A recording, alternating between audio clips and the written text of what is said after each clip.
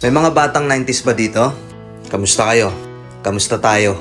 Alam nyo, sa totoo lang tayo may pinakamasayang kabataan. Tayo yung mga kabataan noon na napakababaw ng kaligayahan. Tayo yung mga batang batak sa arawan kahit napagalitan ng magulang, okay lang basta makipaglaro sa mga kaibigan.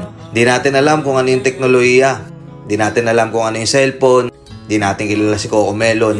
Kontento na tayo sa mga laruan natin at sa kung ano yung meron. Tayo yung mga batang halos makompleto natin lahat ng laruan sa Jollibee at McDo. Bumibili tayo ng tig-pipisong laruan baka sakaling may laruan doon sa loob.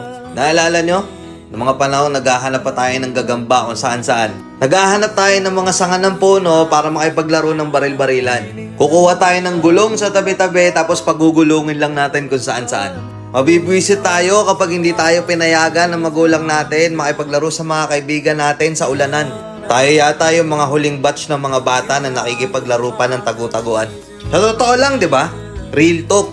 Tayo yung mga simpleng batch ng mga bata. Tayo yung mga batang napakasimple lang ng kaligayahan. Pero yung mga batang yun ngayon, nagsilakihan na. Nandito na tayo sa tunay na hamon ng buhay. Yung struggle natin, ibang-iba. Pero magtataka ka, yung mga bata ngayon, iba na rin sila. Yung mga bata ngayon, feeling nila mas magaling pa sila sa magulang nila. Yung mga bata ngayon, nagre-rebelde agad kapag hindi na pagbigyan yung mga simpleng gusto nila.